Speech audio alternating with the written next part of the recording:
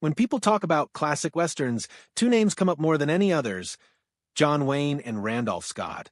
Both were symbols of a rugged America, tall, stoic men who lived by their own code. They carried guns on screen, faced danger without flinching, and shaped the cowboy myth that defined an era. But behind the scenes, there was a hatred so deep that it outlived them both. For decades, people whispered about it. Hollywood insiders knew something had poisoned what once seemed like friendship. Now, the truth about why Randolph Scott utterly despised John Wayne has finally come to light. If this kind of story touches your heart, if you're someone who cares about truth, responsibility, and speaking up for the voiceless, please like this video, subscribe to our channel, and share it with someone who should hear it. Let's get started. In the 1930s, Randolph Scott and John Wayne were climbing the same Hollywood ladder. Scott, a former soldier and Southern gentleman, had an air of refinement, the kind of man who'd hold a door open for a lady even on a dusty movie set. Wayne, on the other hand, was rough-edged, loud, and brash. He was still years away from becoming the Duke, but he already carried himself like he owned every room he walked into. They first met through the cowboy circuit, endless B-movies where they played sheriffs, outlaws, and ranchers. To the studios, they were just two handsome men who looked good on a horse, but to each other, they were rivals. For a time, they actually lived together. The two shared a beach house in Santa Monica with a rotating crowd of Hollywood bachelors. It was a wild place, poker games, whiskey, and women coming and going like waves. Photos from that period show them laughing side by side, sunbathing between shoots, looking like brothers. But under the laughter was something simmering: competition. Both wanted the same thing: to be the ultimate Western star. And there was only room for one. Everything changed in 1939. Director John Ford was preparing a new Western Stagecoach. The role of the Ringo Kid would become one of the most iconic in cinema history. At first, Ford wanted Randolph Scott. Scott had more experience, more gravitas, and in Ford's words, the face of a man who's already seen the end of the world. But John Wayne wanted that role desperately. He needed a hit. His career had been drifting after years of forgettable cowboy flicks. Stagecoach could save him. According to multiple accounts, Wayne lobbied hard, using every favor he could call in. And somehow, miraculously, the role went to him instead of Scott. Stagecoach made John Wayne a star overnight, and for Randolph Scott, it was a wound that never healed. Friends said Scott never spoke of it directly, but everyone around him knew. One producer recalled, he congratulated Wayne in public, but in private he couldn't hide the bitterness. He knew that was his part, the one that got stolen. From that day forward, their friendship was finished. When World War II came, both men faced another test, but not on screen. Randolph Scott, who had once served in the military, immediately supported the troops.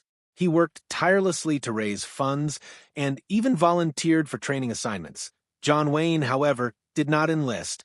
He stayed in Hollywood, continuing to make movies while others went off to fight. To many, that was understandable. He had a family to support and studios pressured him to stay. But to Scott, it was unforgivable.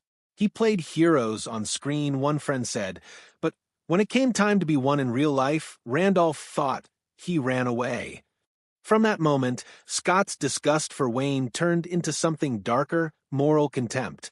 He saw Wayne not just as a rival, but as a hypocrite who had betrayed everything the cowboy ideal stood for. After the war, the tension in Hollywood grew. The Red Scare swept through the industry, and loyalty became a weapon. John Wayne took a public stand against communism, heading the Motion Picture Alliance for the Preservation of American Ideals. He believed it was his duty to cleanse Hollywood of subversive elements. Randolph Scott kept quiet. He hated politics in general and thought actors had no business ruining each other's livelihoods. But silence, in those days, could be dangerous. One night, at a dinner party, a screenwriter whispered that Wayne had privately accused Scott of being soft on communism, an absurd claim, but one that carried weight in McCarthy's America. When Scott heard about it, he reportedly slammed his drink down and said, "That man's words are poison. He'll destroy anyone to make himself look like a patriot." It was no longer a feud, it was war. The 1950s should have been Randolph Scott's golden years. He starred in some of the most respected westerns of all time. Ride Lonesome, The Tall T, 7 Men from Now.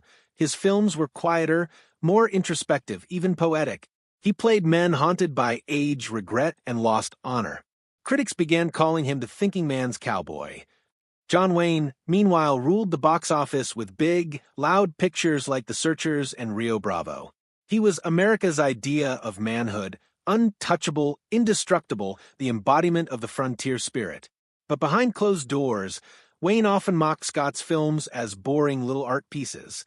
Scott fired back, saying Wayne's movies were parades of noise and ego. Their feud spilled into studio politics. Producers forced to choose between them. Directors warned not to praise one in front of the other. One executive famously said, "You can work with Duke, or you can work with Randy. Never both." The feud reached its peak in 1953 at an industry banquet. Both men were seated at the same table. By mistake, some said, by design, others claimed. The air was thick with tension. A guest joked about the two greatest cowboys in the room. Wayne raised his glass and said, "Only one of us ever drew in a real fight." Scott stood up, and only one of us ever had the courage to fight one. Witnesses described a moment of silence, and then chaos. The two men nearly came to blows before security separated them. From that night forward, they never spoke again. The rest of the decade turned into a Cold War fought on film reels. When Wayne released The Searchers, Scott answered with 7 Men from Now, a smaller film, but critics hailed it as a masterpiece. When Wayne produced The Alamo, Scott turned down offers for political westerns entirely, saying he wouldn't make propaganda dressed as patriotism. The audience didn't know, but their rivalry shaped the very tone of American Western cinema. In a sense, Wayne represented America's arrogance, loud, self-assured, convinced of its own righteousness. Scott represented its conscience, quiet, moral, aware of the cost of violence. They never needed to speak again. Their films were their arguments. By the 1960s, both men were aging legends. The Western genre that made them famous was beginning to die. Wayne grew more political, endorsing conservative causes and surrounding himself with yes-men. Scott withdrew almost completely from the public eye, retiring after Ride the High Country in 1962, a film that many consider a quiet farewell to the Old West itself. Ironically, Ride the High Country told the story of two aging gunfighters, one corrupt, one noble, facing the end of their time. When asked about it years later, Scott said softly, "Every story has two men riding the same trail. One loses himself, the other finds peace." Many thought he was talking about John Wayne. Randolph Scott lived to be 89. In his final years, he rarely granted interviews. But according to one account from a family friend, not long before his death, he was asked if he had ever made peace with Wayne. Scott's reply was quiet but firm. He made peace with himself. "That's enough for him. I don't need it." John Wayne, on the other hand, never publicly mentioned Scott again. But when he was dying of cancer in 1979, a journalist asked him who the greatest cowboy actor of all time was that he thought for a moment, smiled faintly, and said, "It wasn't me." That was all. In the years since, Hollywood historians have looked back on the Wayne-Scott feud not just as a clash of egos, but as a mirror of America itself. Point two men, both strong and proud, each convinced he was living by the right code, yet doomed to see the other as everything he despised. John Wayne became the face of the mythic cowboy, a hero larger than life. Randolph Scott became the heart of the Western, the quiet man who knew that real courage doesn't need applause. They never reconciled, but together they created the dual image of what the American West, and maybe America itself, has always been half swagger, half soul. And perhaps that's the real tragedy. Not that Randolph Scott hated John Wayne, but that two men who defined honor on screen could never find it with each other. In the end, their feud wasn't just personal. It was symbolic, the clash between two Americas, one brash and self-glorifying, the other dignified and introspective.